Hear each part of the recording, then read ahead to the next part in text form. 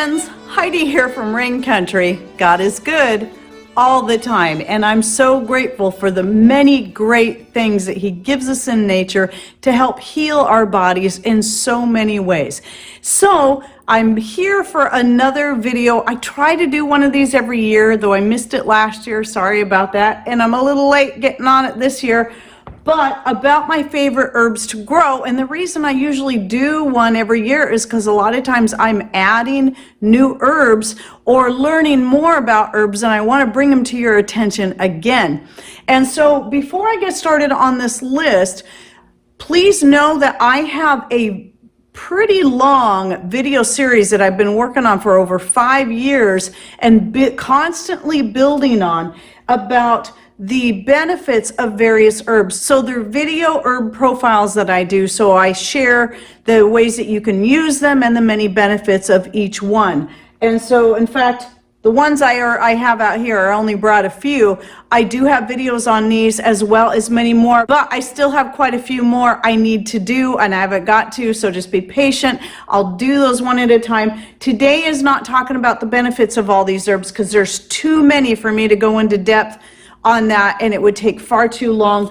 This is just about a list. So the other thing I want to let you know, I'll be typing up this list and adding a few pictures and putting a link to that list in the description box down below that you can access for free if you want to be able to copy and paste and maybe even add some of your own ideas to that as herbs that you might want to consider looking into and especially growing. There's quite a few of these that most of us all around the world can grow. By the way, this is in no particular order. I just started handwriting them out as I could remember them, and I'm pretty sure I've forgotten some, so I'll make sure if I remember later to add it in text here and to also add it to my written list here that you'll be able to access through that link.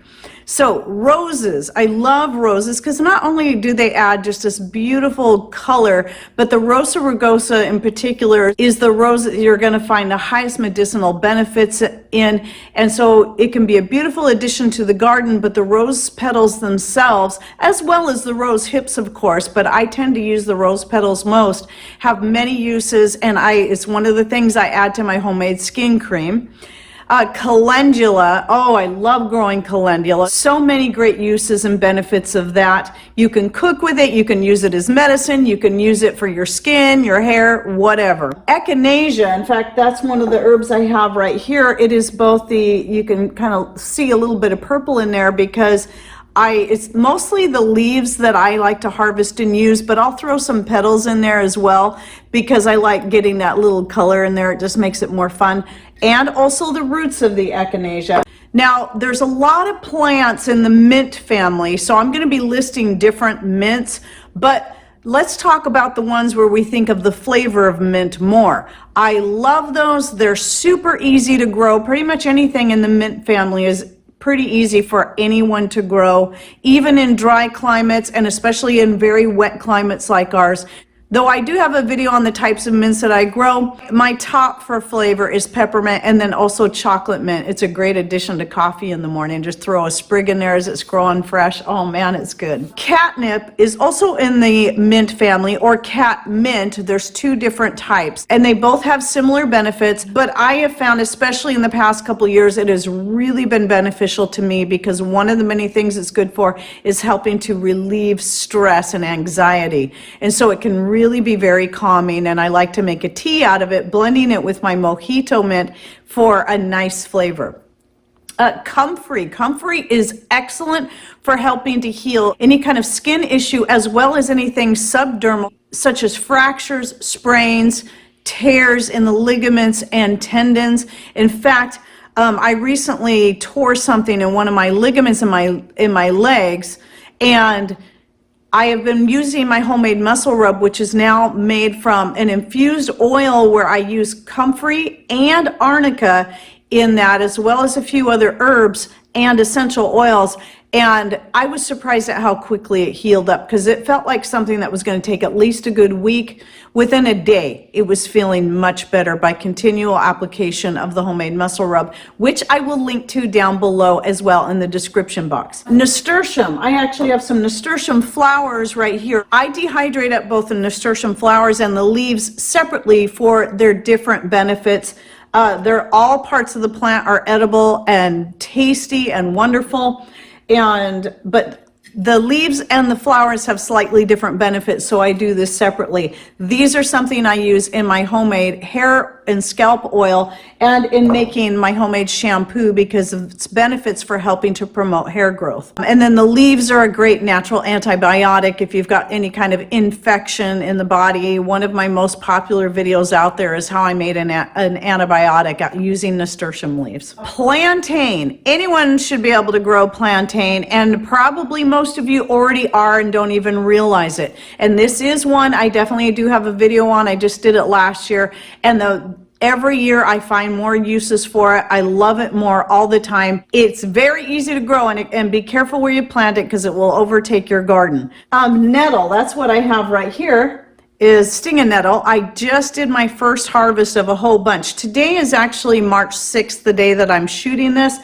And I'll be cooking some up for lunch as well as for Pat's dinner later tonight. Just doing a saute with it. It's so good sauteed in butter and homemade wine, and then adding some onions and garlic. Really, really yummy and very nutritious and very healing to the thyroid and many other parts of the body.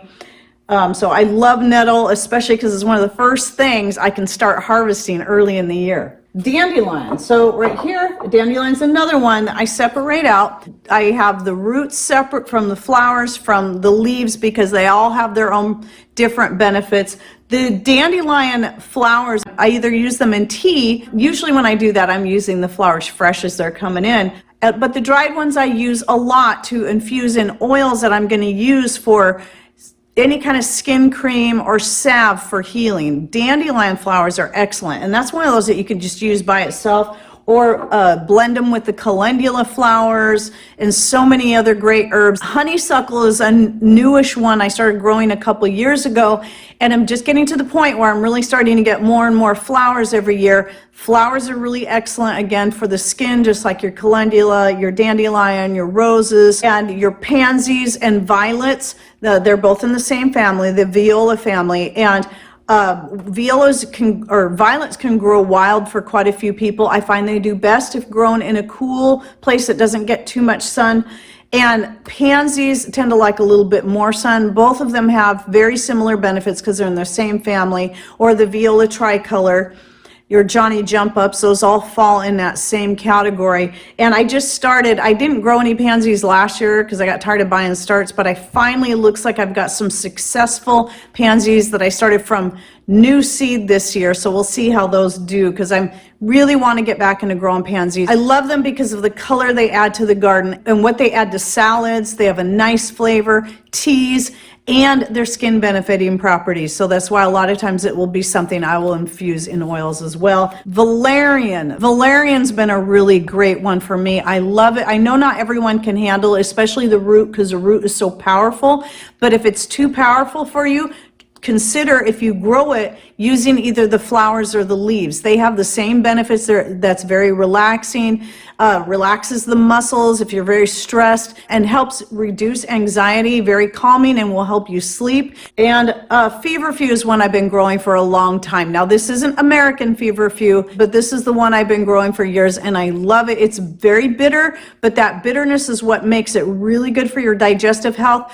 But it's also excellent for helping with migraines and other types of pain throughout the body, or any kind of pain. I'll go grab a sprig of catnip if it's coming in fresh, and a sprig of Feverfew, and munch them down quickly. It doesn't taste good, but it does work. And then I also make a tincture out of these things to take during the times of the year that they're not coming in fresh. So another great one for both external and internal health. I use this mostly for anything externally, but it can be made into a tea, and that is yarrow. You can use the leaves and the flowers. Another one I've been growing for quite a long time and using quite a bit, and also gets used in my skin salve oil that includes the comfrey, the plantain, and the dandelion flowers. Chicory is a pretty new one to my garden. Last year I started getting some seeds off of it. The flowers are beautiful, can be used in salads. I have a video on this one, and a lot of you may know the roots can be used as a coffee replacement. Borage is a great one. It just grows wild in my garden these days. I've only had to plant it 1 year, and it self-seeds. Even though it's an annual, it self-seeds so well that I get a ton that comes back every year, and it pulls up easily. So if it gets too thick with the borage, just pull some up so you can make room for your other plants.